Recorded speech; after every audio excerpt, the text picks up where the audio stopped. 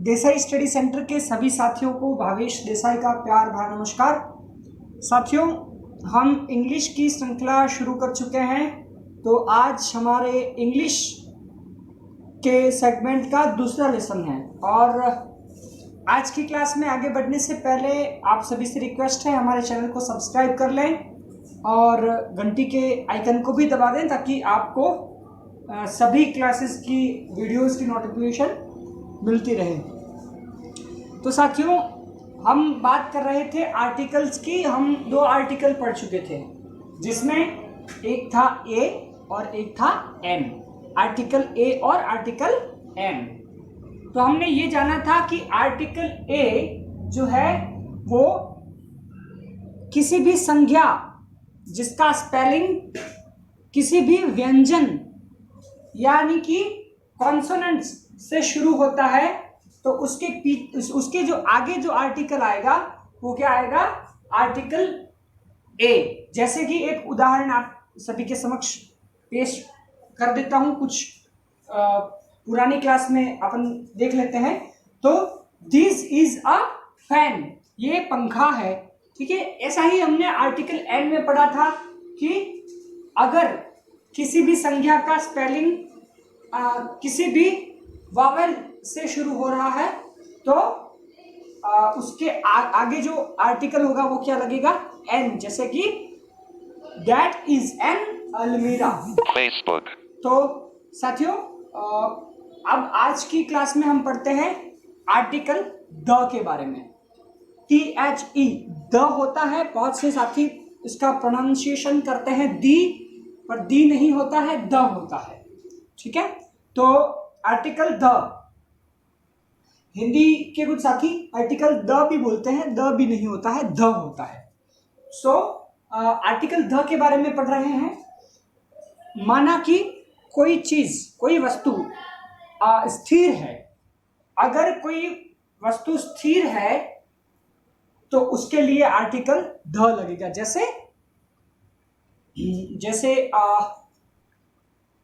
एक मान लो कोई टेबल है तो उसको तो अपन दिस इज अ टेबल कहेंगे, बट अगर उस टेबल के बारे में अगर हमें बात करनी है कि वो टेबल कहाँ पड़ा है तो फिर ऐसे नहीं कहेंगे a table is there and there, ऐसा नहीं कहेंगे। फिर क्या कहेंगे? The table is on the अर्थ।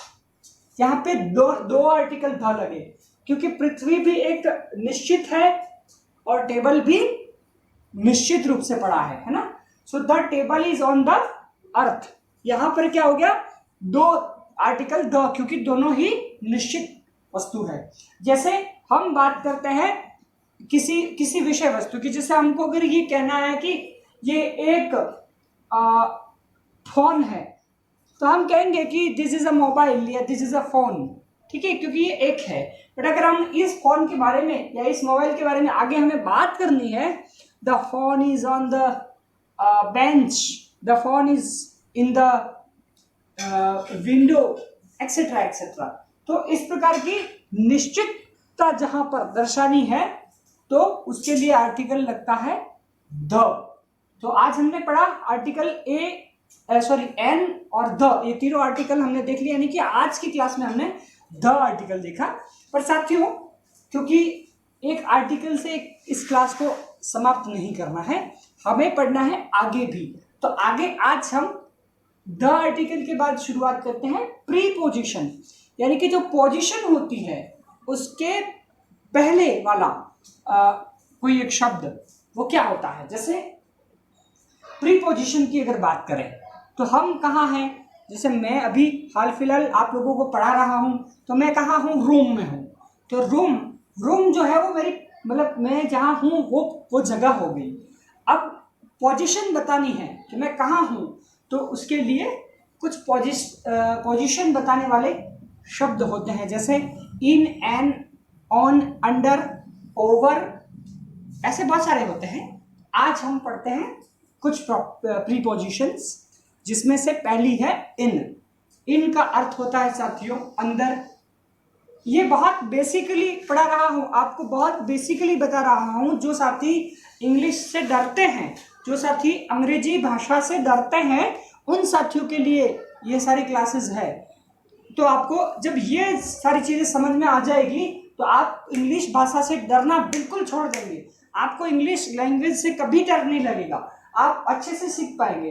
तो अभी मैं आपको ये पढ़ा रहा हूँ प्रीपोजिशन। तो अभी मैं रूम में हूँ, तो रूम की मेरी पोजीशन बताने वाला कौन है? ये इन। और इन अब कहाँ लगेगा?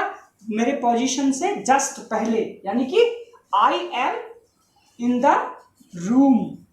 ठीक है, रूम एक निश्चित है, तो मैंने आपको बताया था द आर्टिकल का प्रयोग भी होगा और इन जो है इसका प्रीपोजिशन हो गया। ठीक है, इसी प्रकार अगर आप किसी चीज के अंदर हैं तो आपको इन लगाना है। ठीक इसी प्रकार ऑन, आज कुछ प्रीपोजिशन आप सभी के समक्ष लेकर उपस्थित हो। तो दूसरा अपना प्रीपोजिशन है वो है on. The book is on the table, किताब जो है वो टेबल के ऊपर है। ऑन क्या दर्शाता है?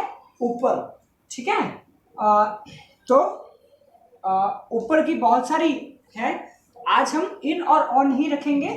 कल की क्लास में हम आगे पढ़ेंगे। आप सभी हमारे साथ बने रहिए और इसी तरह से क्लासेस ज्वाइन करते रहिए। बहुत बहुत धन्यवाद।